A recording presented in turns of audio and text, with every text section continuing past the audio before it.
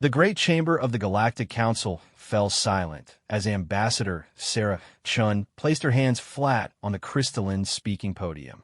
Her dark eyes swept across the assembled representatives of 47 civilizations, each one watching her with expressions ranging from smug satisfaction to barely concealed contempt. The air recyclers hummed softly in the background, the only sound in a room that typically buzzed with the chatter of 1,000 different languages. "Honored council members," Sarah began, her voice carrying clearly through the chamber's acoustic amplifiers.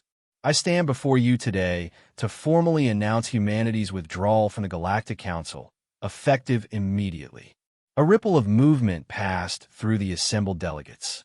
The Zephyrian representatives' tentacles twitched with what humans had learned to recognize as amusement. The Korthak delegation exchanged what might have been approving glances, though their crystalline faces made emotions difficult to read. Most telling of all, Councillor Vexhan of the Dominion Hegemony leaned back in his floating throne, his four arms crossing in satisfaction. Sarah had expected this reaction. For the past 50 years, since humanity had first made contact with the greater galactic community, they had been treated as the newcomers, the primitives, the species that should be grateful just to have a seat at the table. Today, that would change.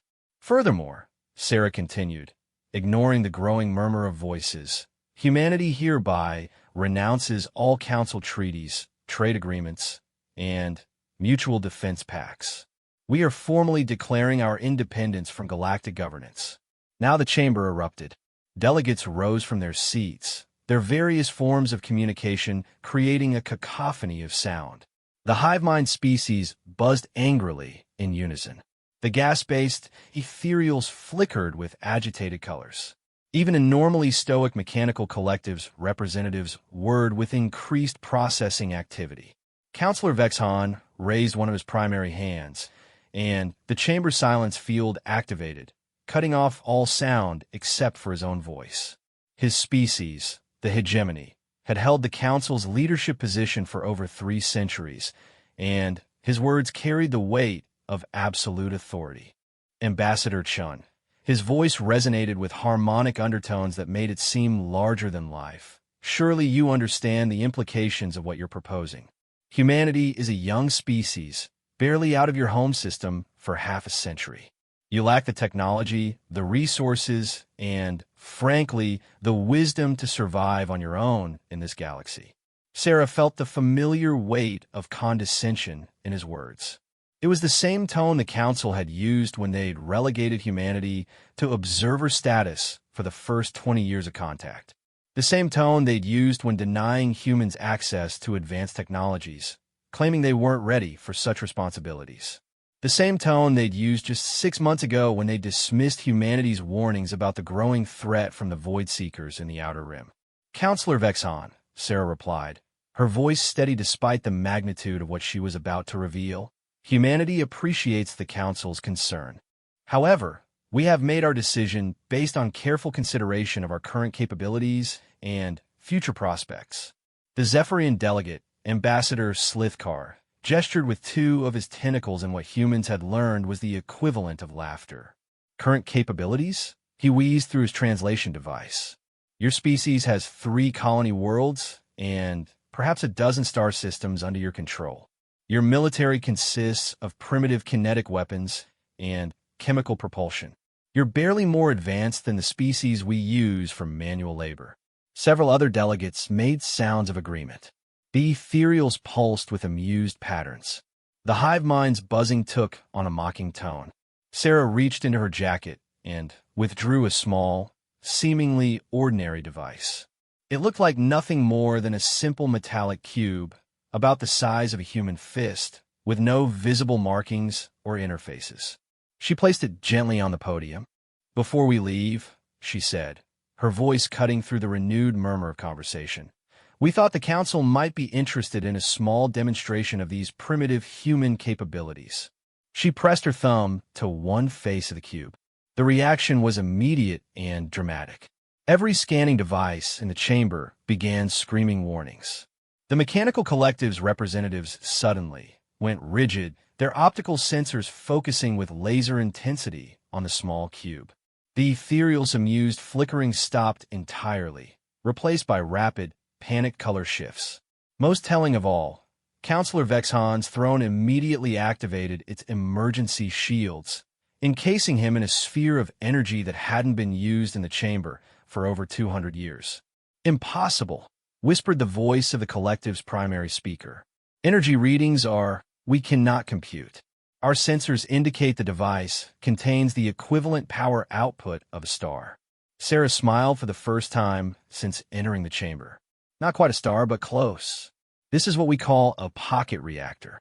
It's one of the smaller ones we've developed over the past 20 years. We find them quite useful for powering our primitive ships." The chamber had gone completely silent again. Sarah could see the calculations running behind dozens of alien eyes. If humans had casual access to stellar-level power generation, if they could miniaturize it to this degree, then everything the Council thought they knew about human technology was wrong. 20 years ago, Sarah continued, beginning to walk slowly around the podium, when the Council denied our request for defensive technology licenses, claiming we weren't advanced enough, we decided to focus on our own research and development. We're quite good at it, as it turns out. She gestured to the cube, which continued to emit readings that were making several of the more sensitive species delegates physically uncomfortable. This represents just one branch of our technological development.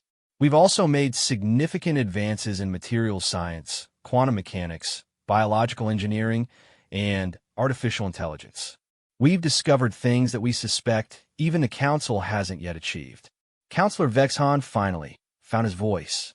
If what you say is true, then why withdraw from the Council?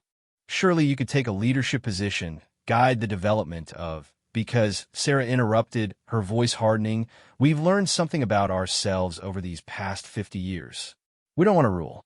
We don't want to dictate to other species how they should live or what they should do. We've seen what happens when a species gets too comfortable with power over others." She looked directly at the hegemony delegation as she spoke. "But we also won't be ruled. We won't be dismissed, condescended to, or treated as children. We've tried to work within the Council's system, and it's become clear that the system isn't designed for species like us." The ethereal delegate, speaking for the first time, projected words in patterns of light. "Species like you? Species that don't stay in their assigned place," Sarah replied. "Species that ask uncomfortable questions. Species that innovate faster than bureaucracy can control." She reached for the cube and deactivated it. Immediately, the emergency readings stopped, and the various defense systems in the chamber powered down. But the memory of what they just witnessed would not fade so easily.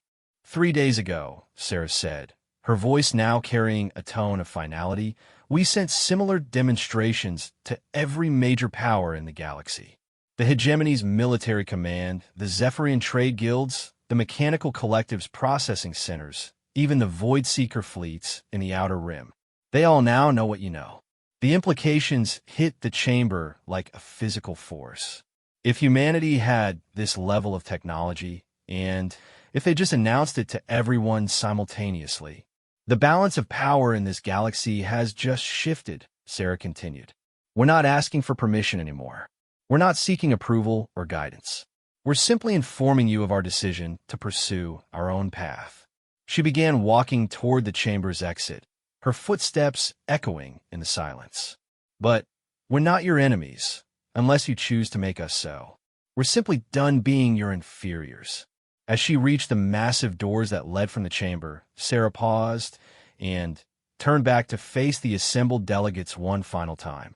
The Council was built on the assumption that some species are naturally superior to others, that wisdom comes with age, and that newer civilizations should defer to older ones. We reject these assumptions. We believe that every species has something valuable to contribute, and that diversity of thought and approach makes everyone stronger. Her eyes found Counselor Vexhan's again. "We hope you'll come to see things the same way. But we won't wait for you to reach that conclusion." The doors opened, and Ambassador Sarah Chun walked out of the Galactic Council chamber for the last time. Behind her, She left 47 civilizations grappling with a new reality. The youngest species in the galaxy had just announced that they no longer needed the oldest ones, and they had the power to back up that claim. In the stunned silence that followed, Counselor Vexhan was the first to speak. "Emergency session," he commanded, his voice lacking its usual commanding presence. "We need to discuss our options." But even as he spoke, he was beginning to understand that their options had just become very, very limited. The little humans, it seemed, had grown up, and they had done so in ways that no one had expected.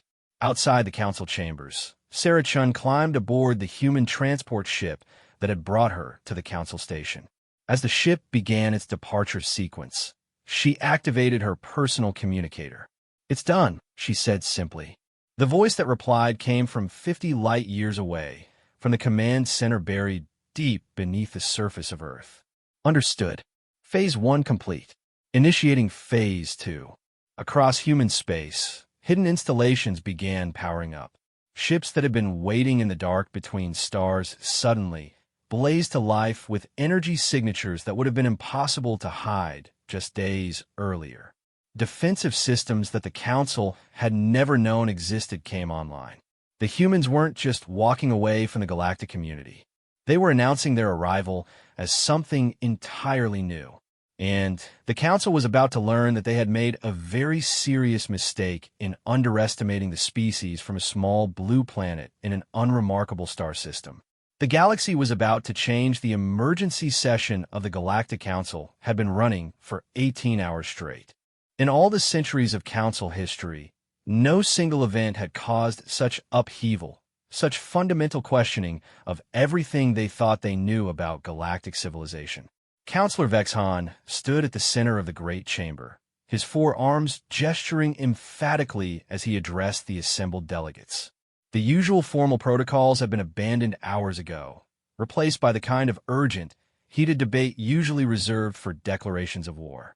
The energy readings were confirmed by 17 different sensor arrays, he was saying, his harmonic voice strained with fatigue. Whatever technology the humans just demonstrated, it represents a paradigm shift that we failed to detect. Ambassador Slithkar's tentacles writhed with agitation. How is that possible? Our intelligence networks monitor every species in the galaxy. The humans have been under observation since first contact. There were no indications of advanced research programs. Apparently, interjected Collective Prime, the spokesperson for the Mechanical Collective, our surveillance was inadequate. We have reviewed all data streams concerning human activities for the past 50 years. There are gaps, significant gaps. The ethereal delegate pulsed with confused patterns. Explain. Human space contains numerous installations that we assumed were mining operations, agricultural facilities, or basic industrial complexes. Upon review with current data, it appears that our automated classification systems may have been deceived. A chill settled over the chamber. The Mechanical Collective's sensor networks were considered the most sophisticated in the galaxy. If they had been fooled, "Show us," commanded Vexhan. The chamber's central display activated, showing a 3-dimensional map of human space. What had once appeared to be a modest collection of colonies and outposts now looked very different when viewed through the lens of what they'd learned. "This is the Tau Ceti system," Collective Prime explained, highlighting 1 star system. "Our records indicate 3 agricultural worlds and a small research station. However, when we account for the energy requirements of the technology we observed, we now detect massive power signatures that were previously masked." The display zoomed in on what their records claimed was a farming world. The new analysis revealed energy signatures consistent with massive industrial complexes, research facilities, and what appear to be construction yards. They weren't hiding their activities, realized the hive mind speaker, the buzz of thousands of voices creating an eerie harmony. They were simply operating on a technological level we didn't recognize. Vexhan felt a creeping dread as the implications became clear. How many systems? 27 confirmed. Possibly more. The chamber fell silent again. 27 star systems containing hidden installations meant that human space was far larger and more developed than anyone had suspected. It also meant that humanity's claims about their technological capabilities were not only true, but possibly understated. There's more, Collective Prime continued. We have detected unusual gravitic disturbances throughout human space over the past 6 months. We initially attributed them to natural phenomena or mining operations. We now believe they may have been testing phases of some form of faster-than-light transportation system. Ambassador Quillex of the Trader Federation spoke for the first time, her crystalline voice ringing with concern. Faster than light? Impossible. The Council has been working on that problem for millennia. The theoretical framework alone has apparently been solved by a species we considered technologically primitive, finished the ethereal delegate. Vexhan activated his personal communicator, opening a channel to Hegemony Command. The response came immediately. Fleet Admiral Corthex here. Admiral, I need an immediate assessment of our military readiness. Assume the humans possess technology significantly more advanced than we previously believed. There was a pause that lasted several seconds too long. Sir, we've been conducting our own analysis since receiving your initial reports. If the humans possess portable power generation at the levels you described, then they likely have access to directed energy weapons, advanced shielding, and propulsion systems that would make our current fleet obsolete. The word hung in the air like a death sentence. Define obsolete, Admiral. Sir, our best estimates suggest that a single human vessel equipped with their power generation technology could potentially engage and defeat an entire hegemony battle group. Every delegate in the chamber heard this exchange. The hegemony fleet was the most powerful military force in known space, and it had maintained that position for centuries. If the humans could neutralize it, this is unacceptable, declared Ambassador Thromax of the warrior clans, his guttural voice filled with barely controlled rage. No single species should possess such an advantage. It threatens the stability of the entire galactic order. What are you suggesting? Asked the ethereal delegate. We unite the fleets of every council member. Launch a preemptive strike before they can fully deploy whatever weapons they're developing. The suggestion caused an immediate uproar. Some delegates voiced support, others vehement opposition. But Collective Prime's next words silenced them all. That would not be advisable. Why? Demanded Thromax. Because we have just detected 17 human vessels decloaking in this system. The chamber's tactical displays immediately shifted to show the space around the council station. 17 contacts appeared on the screen, each one showing energy signatures that dwarfed anything in the council's combined fleets. Shields up. Battle stations. Vexhan commanded. Sir, came the voice of Station Commander Prex over the communication system. The human vessels are not targeting us. They appear to be waiting. As if summoned by his words, a new voice filled the chamber. It was human, but not Ambassador Chen's. This voice was male, older, and carried an authority that made even Vexhan pause. Counselors, the voice said, this is Admiral Marcus Webb of the Earth Defense Force.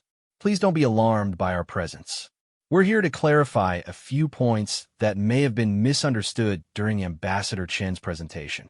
How are you broadcasting into our secure chamber? Demanded Vexhan. Oh, that, Admiral Webb replied, and they could hear the slight amusement in his voice. Your communication systems are quite sophisticated, but they operate on principles we figured out about 30 years ago. We've been able to monitor and access them for some time now. Don't worry, we haven't been eavesdropping on anything private. We respect your privacy, even if you haven't always respected ours. The implications were staggering. If the humans could access council communications at will, then every strategic discussion, every military planning session, every diplomatic secret. What do you want? Vexhan asked, his voice defeated. To correct a misconception, Admiral Webb replied. Several of your delegates seem to believe that humanity's withdrawal from the Council represents a threat to galactic stability. We want to assure you that this is not the case. The tactical display shifted, showing new information about the human vessels. The energy readings were even more impressive than the pocket reactor demonstration had suggested. We also want to address the suggestion made by the Warrior Clan representative regarding preemptive military action. Thromax's eyes widened. They had been listening to the entire emergency session. We understand the concern, Admiral Webb continued. A sudden shift in the balance of power can be unsettling. But we want to make our position absolutely clear. We are not your enemies. We have no desire to conquer, rule, or dictate to other species.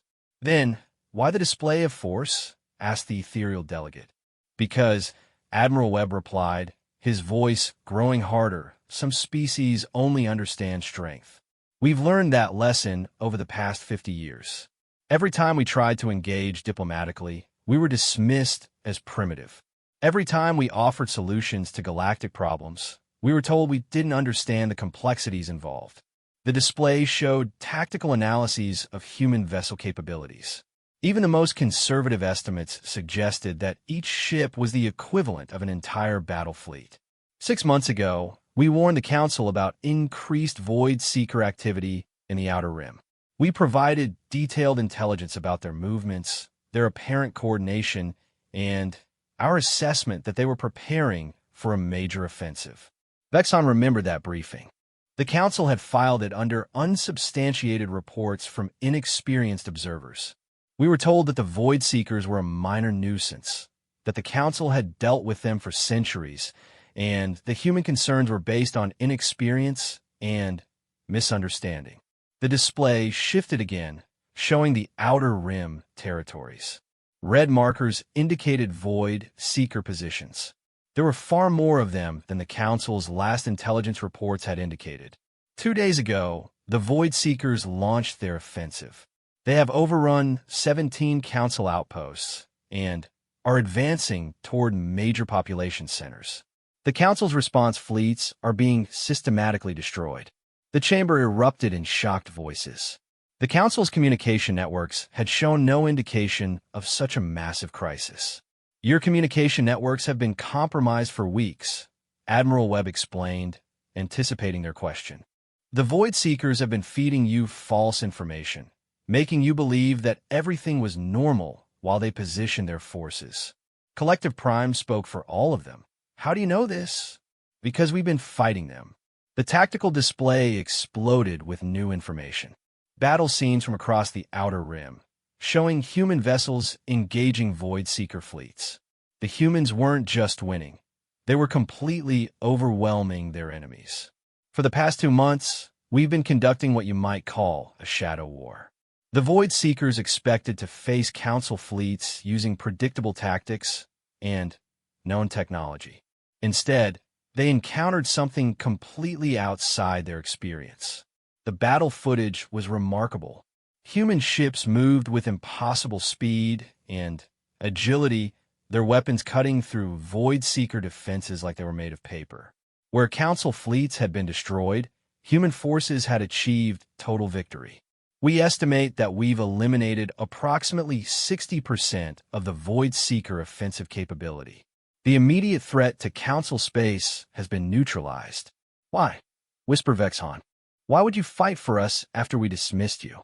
Because it was the right thing to do, Admiral Webb replied simply. Because despite our disagreements with the Council's policies, we don't believe that billions of innocent beings should suffer because their leaders made poor decisions. The chamber fell silent as the full scope of what had happened became clear.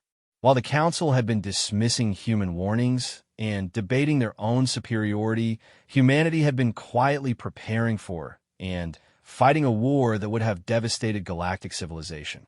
We're sharing this information, Admiral Webb continued, to demonstrate that our withdrawal from the Council isn't about rejecting our responsibilities to the galactic community. It's about taking on those responsibilities in a way that actually works. What happens now? Asked the ethereal delegate. Now, you have a choice to make. You can continue operating under the assumption that age equals wisdom, that established power structures are inherently just, and that newer civilizations should defer to older ones. In which case, we'll simply continue on our separate path, occasionally cleaning up problems that threaten innocent lives. The display showed projections of galactic development under various scenarios, where you can recognize that the galaxy has changed, that the old ways of doing things may not be adequate for current challenges, and that cooperation based on mutual respect rather than hierarchical authority might produce better results. Vexon found himself asking a question he never thought he would. What would you suggest? Start by admitting that you don't have all the answers.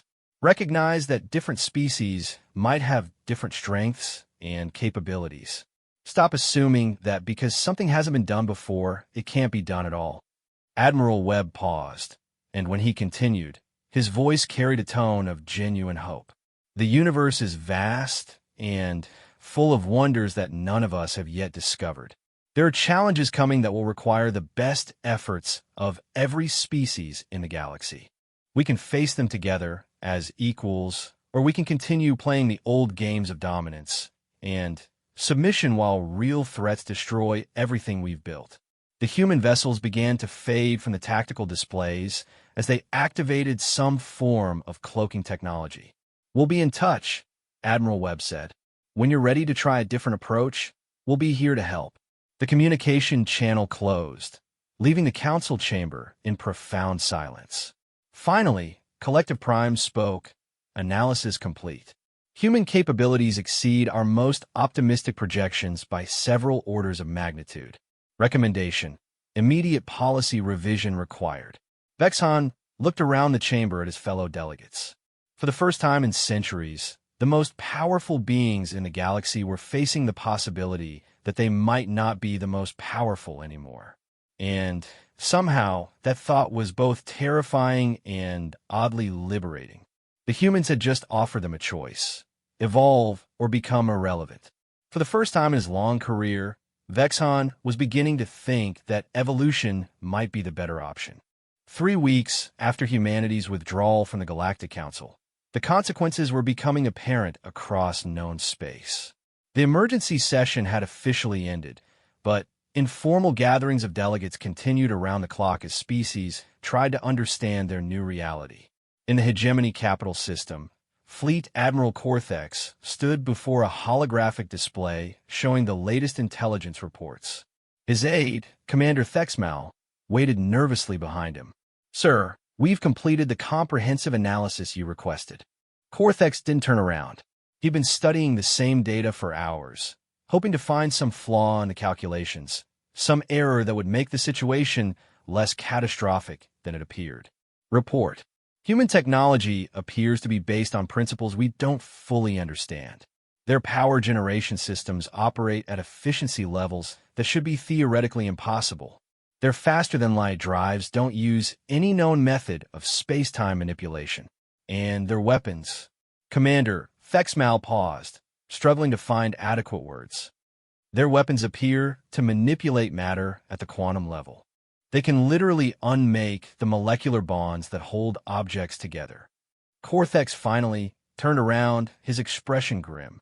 Military assessment: Sir, our current fleet capabilities would be ineffective against demonstrated human technology. Even our newest dreadnoughts would be vulnerable to weapons that could disintegrate their hulls at the atomic level. The Admiral activated his personal communicator. "Give me Supreme Commander Vorthak." While waiting for the connection, Corthex reviewed the tactical analyses one more time. The humans had revealed their capabilities in the most devastating way possible, by solving a problem that the Council had failed to address.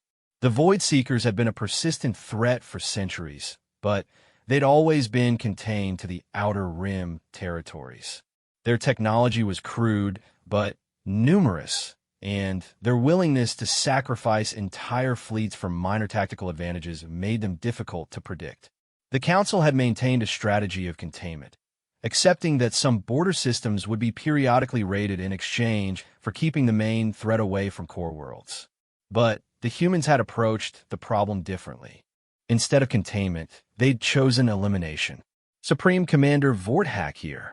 "Commander, I need to speak with you about the human situation." There was a pause. "Admiral, I've been expecting this call. How bad is it?" "Worse than we initially assessed.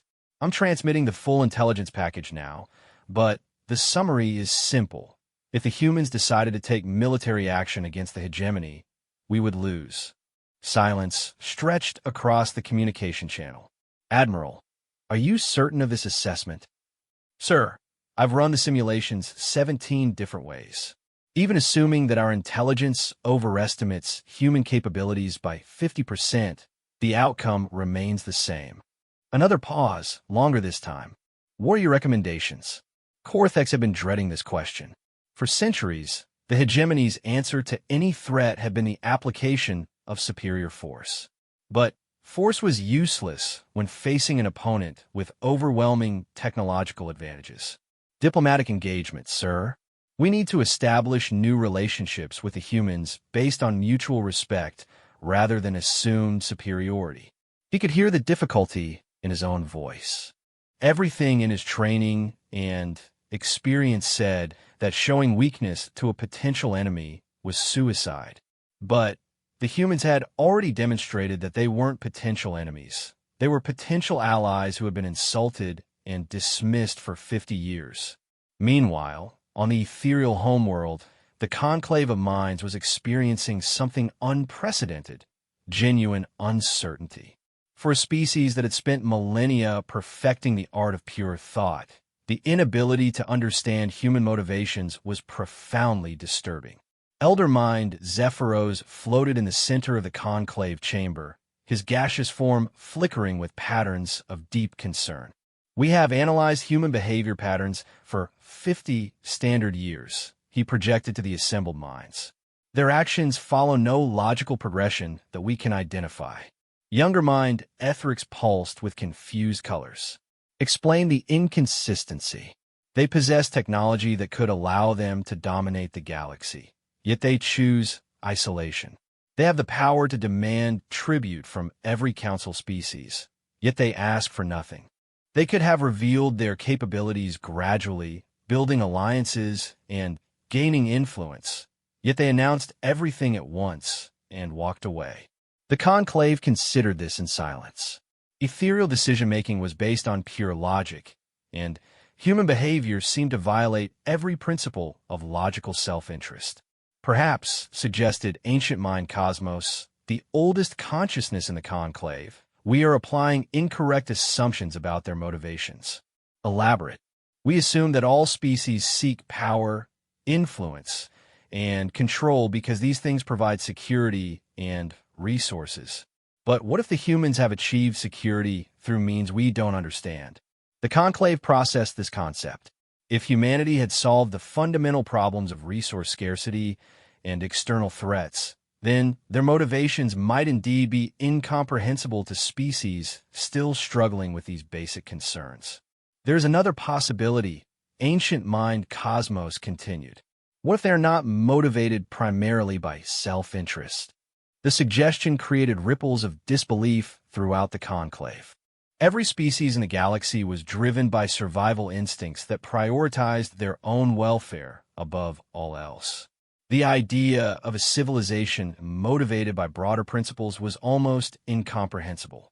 The evidence supports this hypothesis, Ancient Mind Cosmos observed. They fought the Void Seekers despite having no formal obligation to do so. They warned the Council about threats despite being repeatedly ignored. They withdrew from galactic politics rather than using their advantages to seize control. Younger Mind Ethrix flickered with realization. They behave as if they consider themselves responsible for the welfare of other species. Exactly. The implications were staggering. If humanity was motivated by something resembling altruism rather than self-interest, then everything the galaxy thought it knew about interspecies relationships was wrong. In the Mechanical Collective's primary processing center, banks of quantum computers were running continuous analyses of human technology. Collective Prime stood motionless, its optical sensors focused on scrolling data streams that contained more information than most species could process in a lifetime. Analysis complete. Announced processing, Node 7741. Human technology demonstrates integration of principles from multiple scientific disciplines that we had considered mutually exclusive. Specify. Their power generation systems appear to combine quantum mechanics, exotic matter physics, and dimensional manipulation in ways that our theoretical models indicate should be impossible. Either human understanding of fundamental physics is significantly more advanced than ours, or they have discovered new physical laws entirely. Collective Prime processed this information against the backdrop of everything they thought they knew about technological development. The mechanical collective had been advancing steadily for millennia, each generation of improvements building logically on previous discoveries. But the humans seemed to have made leaps that bypassed entire stages of normal development. How is accelerated development possible? Unknown. However, we have identified a pattern in human research methodology that may explain their rapid progress. Specify. Most species, including ourselves, pursue technological advancement through specialized research focused on individual problems. Humans appear to pursue simultaneous research across all disciplines, looking for unexpected connections between seemingly unrelated fields. Collective Prime considered this. The mechanical collective's approach to research was methodical and logical. Identify a problem, allocate resources, develop solutions, implement improvements. It was efficient and predictable, but the human approach seemed chaotic, wasteful, and inefficient, except that it had somehow produced results that the logical approach had missed entirely. Additional observation. Processing. Node 7741 continued. Human research appears to be guided by intuition and creativity rather than pure logic. Define intuition. Unknown. Biological decision-making processes that operate below the level of conscious thought. Humans appear to use these processes to identify promising research directions without logical justification. The concept was alien to the collective. Every decision was based on analysis, calculation, and logical progression. The idea of making research choices based on irrational feelings was disturbing. But it had worked. Back on the council station, Counselor Vexon was reviewing reports from across the galaxy. Every species was conducting its own analysis of the human situation, and the conclusions were remarkably consistent. Everything had changed. His personal communicator chimed with an incoming message. The sender identification showed it was from human space. Counselor Vexon, this is Ambassador Chun. I hope you're doing well. Despite everything that had happened, her tone was friendly, almost casual. I wanted to follow up on Admiral Webb's presentation and provide some additional information that might be helpful as you consider your options. A data package accompanied the message. Vexon opened it and found detailed technical specifications for human technology, strategic assessments of galactic threats, and what appear to be development plans for improved interspecies cooperation. We understand that our withdrawal has created uncertainty. Ambassador Chun continued. That wasn't our intention. We simply reached a point where we felt that working within the existing council structure was counterproductive. Vexon studied the technical specifications. The humans weren't just sharing information. They were offering to teach other species how to replicate their advances. But we're not interested in isolation for its own sake. We want to contribute to galactic civilization. We just want to do it in a way that respects the autonomy and dignity of every species involved. The development plans outlined a vision of interspecies cooperation that was radically different from the Council's hierarchical structure. Instead of central authority dictating policy, it proposed networks of voluntary associations focused on solving specific problems. We've included preliminary designs for improved medical technology, environmental restoration systems, and defensive capabilities that we think might be useful. Consider them gifts with no strings attached. Vexon stared at the data. The medical technology alone could revolutionize healthcare for dozens of species. The environmental systems could restore damaged worlds that had been written off as uninhabitable. The defensive capabilities could protect any species from external threats without requiring them to surrender their independence. We hope you'll consider new approaches to old problems.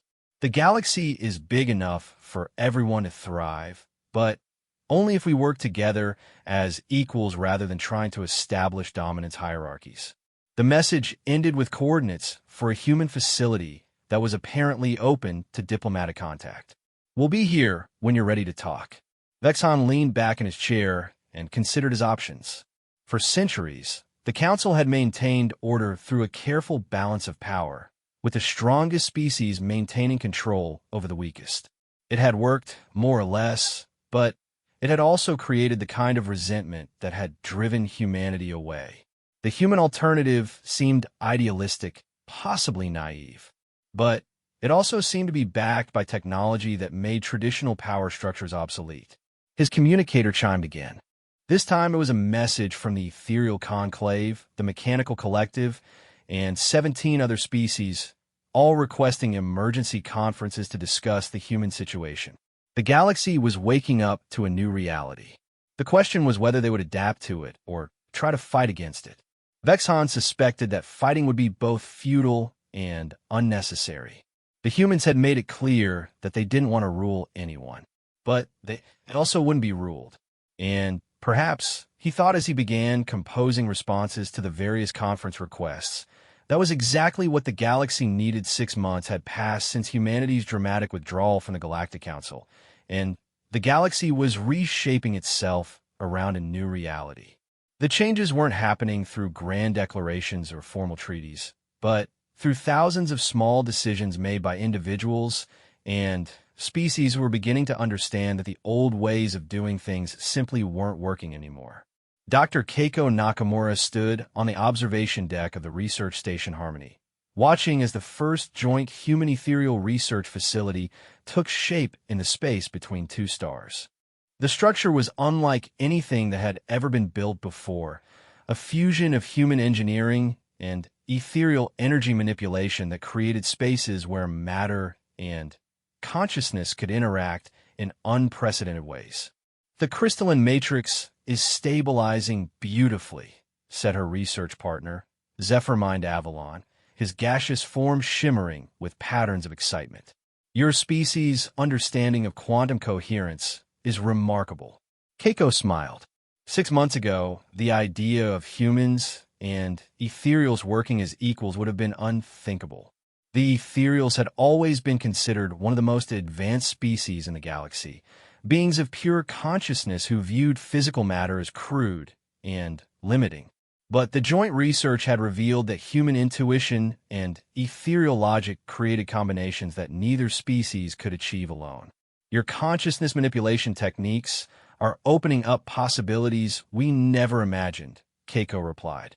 "We're literally creating new forms of matter that respond to thought." The research station was just one of dozens of similar projects that had emerged as species began to explore cooperation outside the Council's formal structures. The results were extraordinary. In the Tau Ceti system, human agricultural specialists were working with a hive mind to develop food production systems that could feed entire star systems.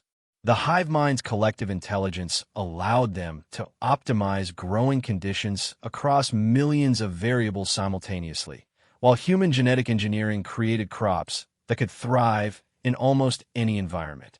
The mechanical collective had established joint manufacturing facilities with human engineers, combining their precision and durability with human creativity and adaptability. The resulting products were revolutionizing industry across the galaxy. Even the warrior clans, initially the most resistant to human influence, had begun requesting assistance with defensive systems after seeing how effectively human technology had dealt with the Void Seeker threat. But the most significant changes weren't technological, they were social and political. On the council station, Councillor Vexon was preparing for what might be the most important session in council history. For the first time in 3 centuries, the agenda included a proposal to fundamentally restructure how galactic civilization governed itself. "Are we certain about this course of action?" asked Ambassador Slithkar, his tentacles writhing with nervous energy. The Zephyrian had become one of the most vocal supporters of reform, a dramatic change from his initial dismissive attitude toward humanity. "The alternative is stagnation and eventual irrelevance," Vexon replied. Every species that has engaged with the humans has reported advances in technology, productivity, and problem-solving capabilities. Meanwhile, council member species that have maintained traditional approaches are falling further behind. The data was undeniable. In just 6 months, the economic and technological output of species working with humans had increased by an average of 40%. Their populations were healthier, their environments were cleaner, and their defensive capabilities were stronger. More importantly, they seemed happier. Surveys from these species showed increased satisfaction with their governments, improved interspecies relations, and greater optimism about the future. The hegemony delegation is requesting a private meeting before the session begins, announced his aide. Vexon nodded. He'd been expecting this. The hegemony had been the most resistant to change, clinging to their position as the galaxy's dominant military power, even as that power became increasingly irrelevant. Supreme Commander Vorthak entered the conference room with an escort that seemed smaller than usual. His 4 arms were held in a posture that Vexon recognized as reluctant submission. "Counselor," Vorthak began, his harmonic voice lacking its usual commanding presence. "We need to discuss the hegemony's position regarding the proposed reforms." "I'm listening." "Our military analysis indicates that traditional power projection has become obsolete. The humans' demonstration of defensive capabilities has made it clear that force is no longer an effective tool for maintaining galactic order." Vexon invited. This was clearly difficult for the hegemony commander to admit. Furthermore, our economic projections suggest that species engaging in cooperative research with humans will surpass hegemony technological capabilities within 2 years. Within 5 years, they may surpass our economic output. And we formally request inclusion in the proposed reformed governance structure. It was a complete capitulation. The hegemony, which had dominated galactic politics for centuries through military superiority, was acknowledging that their approach was no longer viable. "What changed your minds?" Vexon asked. "The Proxima incident." Vexon hadn't heard about any incident. "Explain." 3 days ago, a hegemony patrol fleet encountered what appeared to be a derelict human vessel in the Proxima system. The ship was broadcasting a distress signal, so our commanders decided to investigate. Vorthak paused, clearly struggling with what he was about to reveal. The vessel was not derelict. It was a human research ship studying spatial anomalies. When our fleet approached, the human captain opened communications and politely informed our commanders that their ships were in danger. Danger from what? A spatial rift that was about to collapse. Our sensors hadn't detected it. Apparently, human scanning technology is significantly more sophisticated than ours. The human captain offered to escort our ships to safety. Vorthak's expression showed a mixture of embarrassment and something that might have been respect. Our fleet commander refused the offer. He considered it an insult to suggest that hegemony vessels needed assistance from a single human ship. Vexon could see where this was going.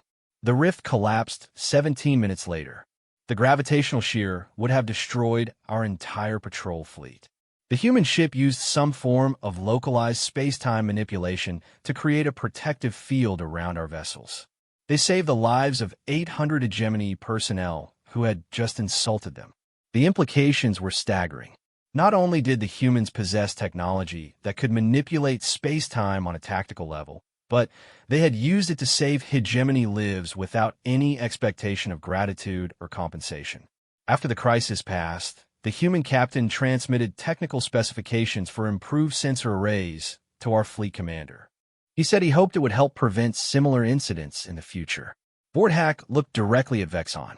"Counselor, we have spent centuries building our civilization around the principle that strength commands respect. The humans have demonstrated a different principle. That respect must be earned through service to others. And you believe their approach is superior? I believe their approach is making our approach obsolete. If we don't adapt, we'll become irrelevant." The session began 2 hours later with representatives from all 47 council species present. For the first time in decades, The gallery was also filled with observers from non-council species who had been invited to participate in the discussions. Vexhan stood at the central podium, looking out at the assembled delegates. The chamber felt different, less formal, less hierarchical. The humans had declined to send an official representative, but their presence was felt in every proposal and discussion. Fellow delegates, he began, we are here to consider fundamental changes to how our civilization governs itself. The events of the past 6 months have demonstrated that our current approaches to interspecies cooperation may be inadequate for addressing future challenges. The formal proposal was simple in concept, but revolutionary in implementation. Instead of a centralized council that made binding decisions for all member species, the new structure would be based on voluntary associations of species working together on specific issues. Defense cooperatives would handle security threats. Research alliances would pursue scientific advancement.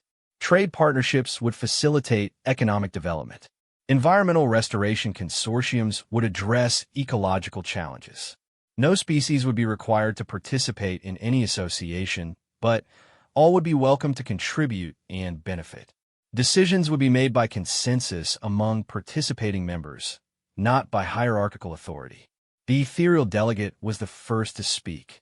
This approach lacks the efficiency of centralized command.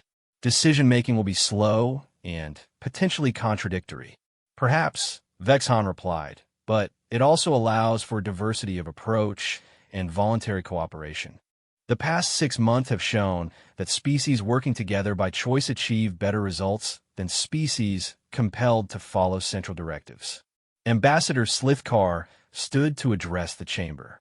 The Zephyrian Trade Federation has been participating in voluntary economic partnerships with 17 species for the past 4 months. Our trade volume has increased by 60%, and we've developed new products that wouldn't have been possible under the old system. Similar testimonials came from representatives of the Mechanical Collective, the Hive Mind, and even several warrior clan subgroups. Each species described improvements in their capabilities and quality of life that had resulted from cooperative partnerships rather than hierarchical mandates. The debate continued for hours, but the outcome was increasingly clear. The old system had depended on artificial scarcity and competition for resources. The new approaches being demonstrated by human partnerships were creating abundance and mutual benefit. Finally, Collective Prime spoke for the Mechanical Collective. Analysis indicates that proposed reforms offer superior outcomes for all participating species. The Mechanical Collective formally endorses structural reorganization. One by one, species voiced their support. Even the hegemony, despite their historical investment in the current system, voted in favor of reform. The motion passed by unanimous consent. As the session ended, Vexhan found himself thinking about the human ambassador's final words 6 months earlier. We hope you'll come to see things the same way. They had. The galaxy was about to discover what could be accomplished when species work together as equals rather than competing for dominance. Early results suggested that the possibilities were extraordinary. Later that day, Vexhan sent a message to human space. Ambassador Chun, this is Counselor Vexhan. I wanted to inform you that the Galactic Council has voted to restructure itself according to principles that I believe align with your values. We would be honored if humanity would consider participating in the new cooperative associations we're establishing. The reply came back within hours. Counselor Vexhan, we'd be delighted to participate. Welcome to the future. For the first time in centuries, the future looked genuinely hopeful 2 years after humanity's withdrawal from the Galactic Council. The galaxy was unrecognizable from what it had been. The formal dissolution of the Council's authoritarian structure had given birth to something unprecedented in galactic history, a truly cooperative interstellar civilization. Ambassador Sarah Chun stood in the command center of the New Geneva Station, watching status displays that showed the current state of what the media had dubbed the Galactic Commonwealth. The name had emerged organically from dozens of species, each translating the concept of voluntary cooperation into their own languages and cultural contexts. The latest efficiency reports are remarkable, said her aide. Dr. James Park, reviewing data that scrolled past faster than most beings could follow. Cooperative research ventures are producing technological advances at a rate that's exceeding even our most optimistic projections. Sarah nodded, studying the holographic displays that showed real-time collaboration between thousands of species across millions of star systems. Each point of light represented a joint project, a shared resource, or a mutual aid agreement that had been established without any central authority mandating its creation. The Titan terraforming project just achieved another milestone. Dr. Park continued. The combined expertise of 17 species has reduced the timeline from 800 years to 47. The Titan project was typical of the new approaches to galactic challenges. Instead of a single species attempting to transform a world over centuries using their own limited techniques, the new cooperative had brought together ethereal consciousness manipulation, mechanical collective precision engineering, hive mind environmental optimization, human creative problem solving, and the unique capabilities of 13 other species.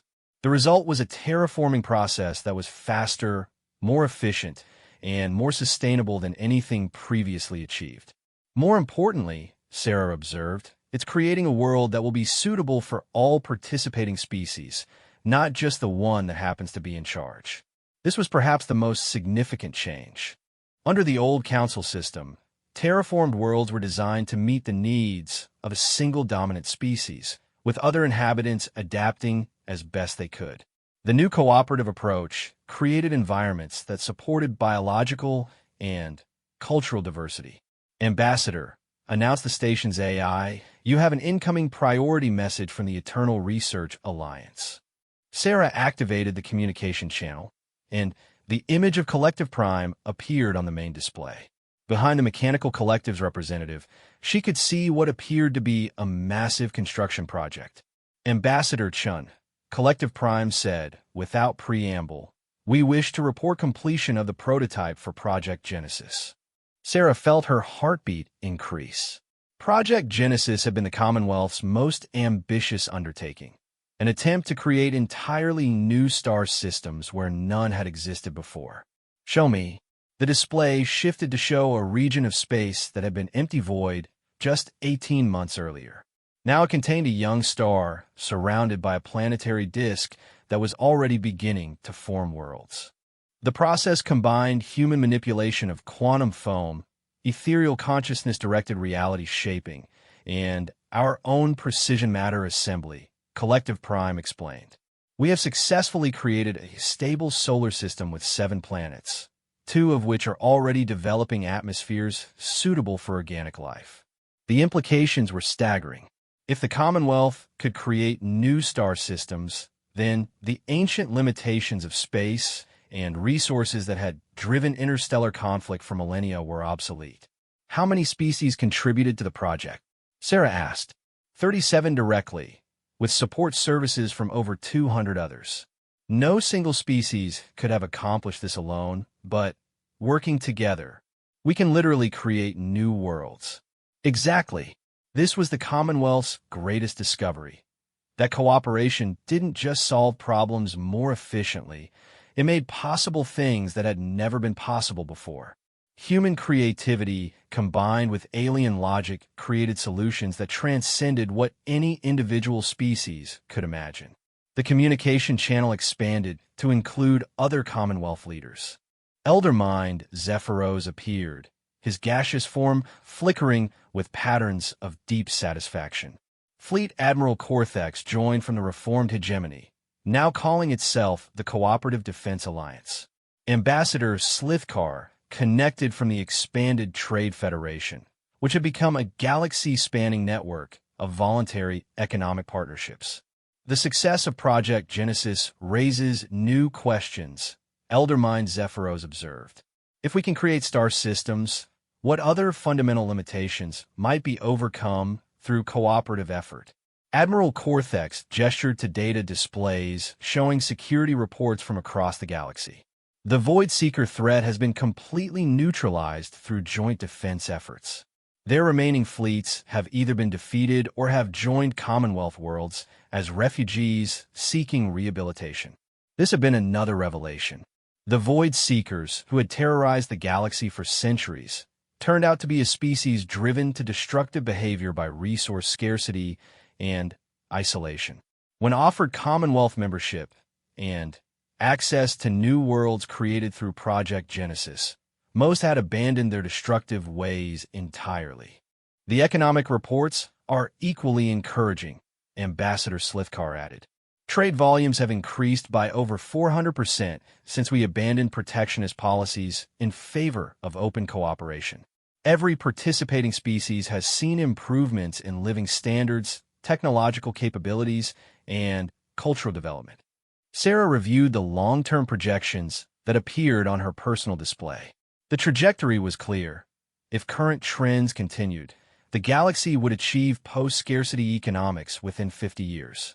Poverty, resource conflicts, and territorial disputes would become historical curiosities.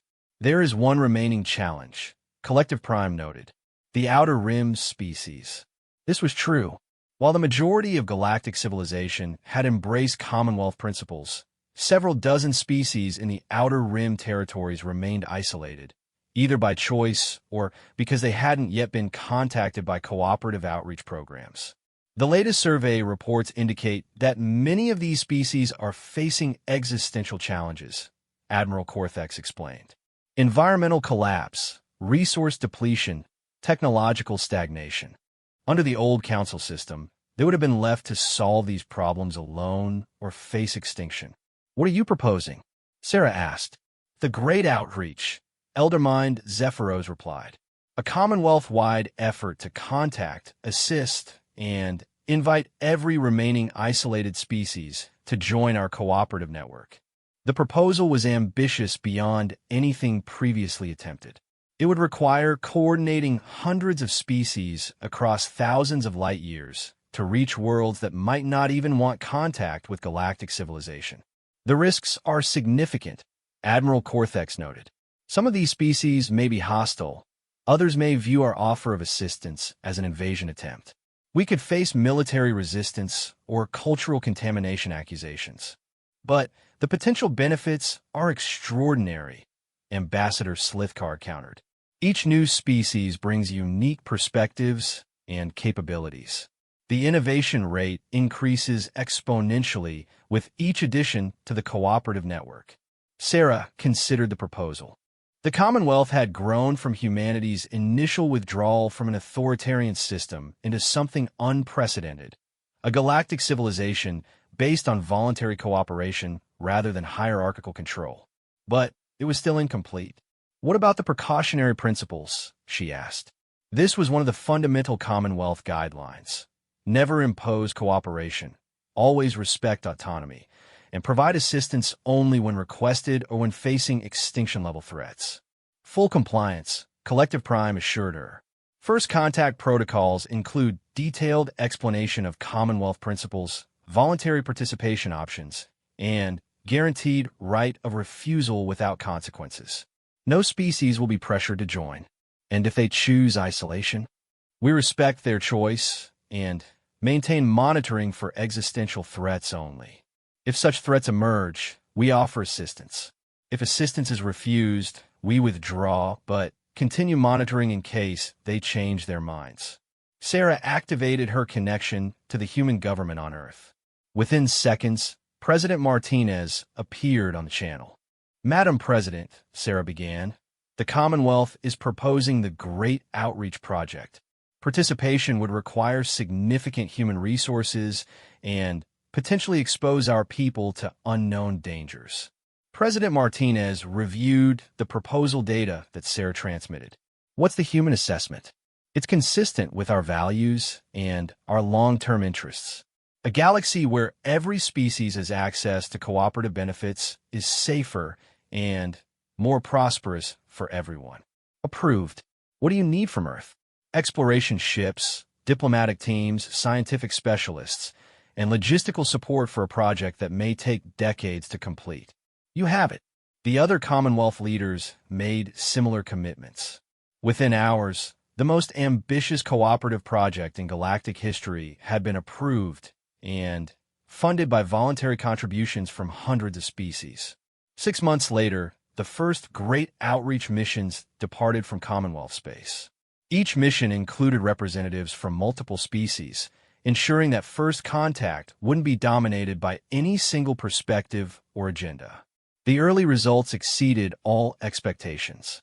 The Christarch species, discovered in a system with a dying star, had been facing extinction within 50 years.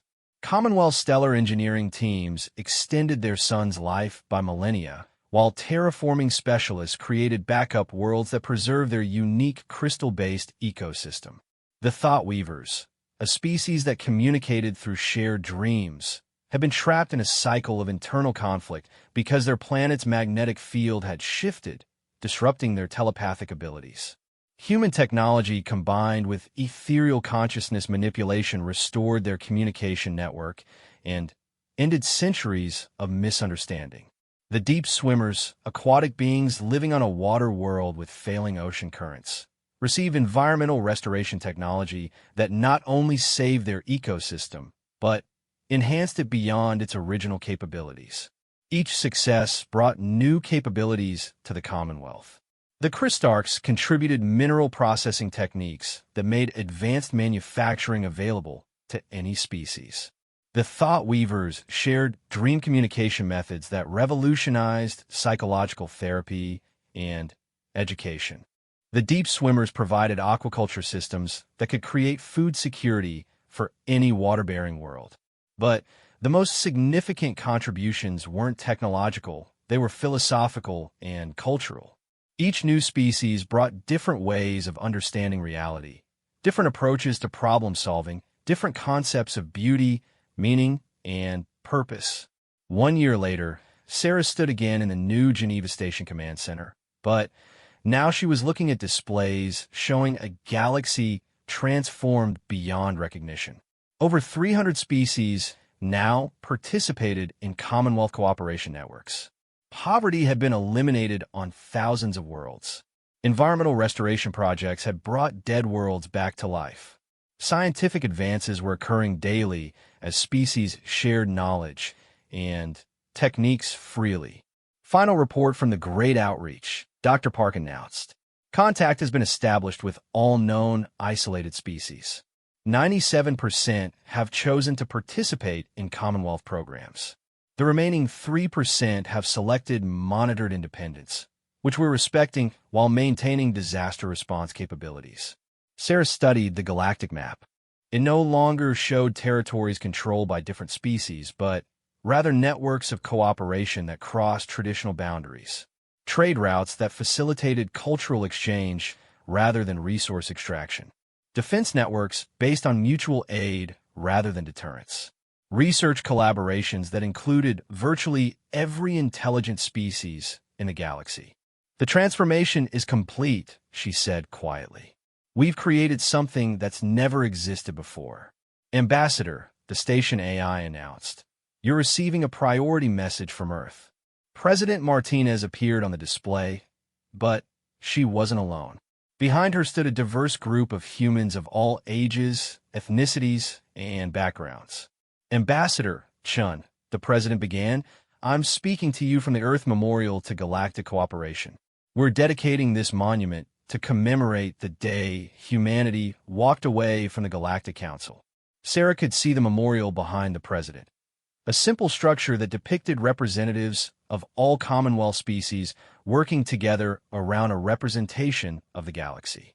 But we're not commemorating our withdrawal, President Martinez continued. We're commemorating what that withdrawal made possible. By refusing to accept a galaxy based on dominance and submission, humanity helped create a galaxy based on cooperation and mutual respect.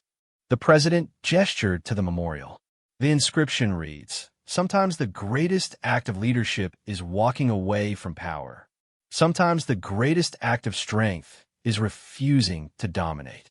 Sometimes the greatest act of wisdom is admitting you don't have all the answers. Sarah felt tears forming in her eyes as she realized the full scope of what had been accomplished. Humanity's decision to walk away from the Galactic Council hadn't been an act of isolation or rebellion. It had been an act of faith, faith that something better was possible. The memorial includes a second inscription, President Martinez added. It says, "To our Commonwealth partners, thank you for proving that the universe is big enough for everyone to thrive."